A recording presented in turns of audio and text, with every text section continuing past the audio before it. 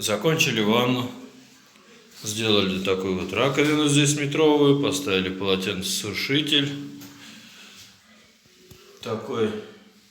Натянули потолочек натяжной. Кафель вот все сделали. Ванну воткнули. Здесь перепаивали гребенку. Смеситель ТДСКшный был вот здесь. Мы его сюда сделали. То есть сделали раздельно раковину. Раздельно смеситель на ванну. Полочка. Вот все зашили. Все сделали, машинку сюда перенесли. В общем, все получилось здорово.